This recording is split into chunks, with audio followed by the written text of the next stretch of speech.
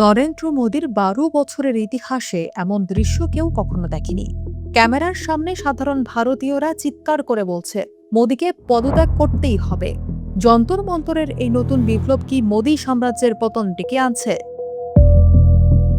নরেন্দ্র মোদী ভারতের প্রধানমন্ত্রী হিসেবে দায়িত্ব পালন করছেন এক যুগেরও বেশি সময় ধরে।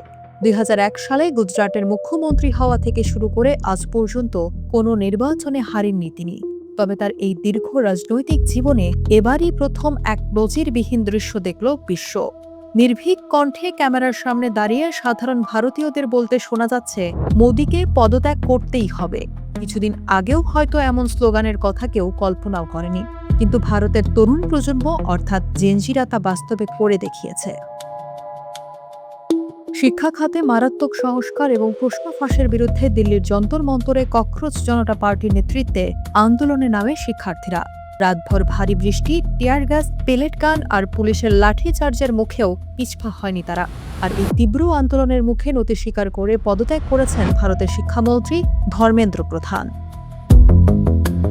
২০১৪ সালে বিজেপি ক্ষমতায় আসার পর থেকে মোদী সরকারের ১২ বছরের প্রশাসনিক ইতিহাসে এটি কোনো পূর্ণ মন্ত্রীর পদত্যাগের দ্বিতীয় ঘটনা। তবে কোনো নীতিগত সিদ্ধান্ত, প্রশাসনিক অনিয়ম বা রাজনৈতিক আন্দোলনের চাপে পড়ে মন্ত্রীর পদত্যাগের ঘটনা মোদী আমলে এটাই প্রথম। শিক্ষামন্ত্রীর পদত্যাগের পরও আন্দোলন থামেনি, বরং ইনকিলাব জিন্দাবাদ স্লোগানে উত্তাল হয়ে ওঠে রাজপথ।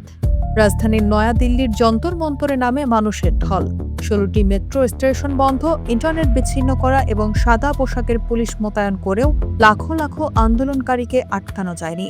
শিক্ষার্থীদের এই দাবির পক্ষে কৃষক আন্দোলনকারীরা পাঞ্জাব থেকে খাবার ও রসদ নিয়ে ছুটে এসেছেন। এমনকি অনেক বিজেপি সমর্থকও এই আন্দোলনে যোগ দিয়েছেন।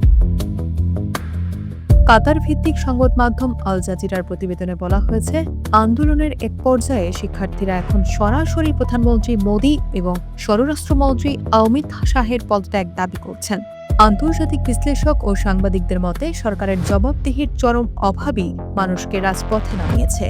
বিশ্ববাজারে তেলের দাম কমলেও জ্বালানির দাম না কমানো কিংবা পেঁয়াজের দাম বাড়লে অর্থমন্ত্রীর আমি পেঁয়াজ খাই না টাইপের দায়িত্বজ্ঞানহীনতা মন্তব্য জনগণের ক্ষোভকে আরও উস্কে দিয়েছে। কোভিড মহামারী, নোট বাতিল, মণিপুরের সহিংসতা থেকে মূল্যস্ফীতি কোনো ব্যর্থতার দায়ী মোদী সরকার স্বীকার করেনি। ফলে অনেকেই মনে করছেন বর্তমান পরিস্থিতি ১৯৭৫ সালের জরুরি অবস্থার সময়ের চেয়েও উদ্বেগজনক।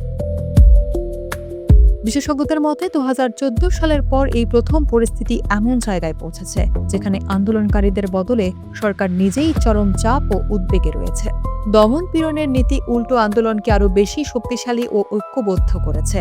অল্প কয়েকজন শিক্ষার্থী নিয়ে শুরু হওয়া এই আন্দোলন এখন এক বিশাল গণবিস্ফোরণে রূপ নিয়েছে।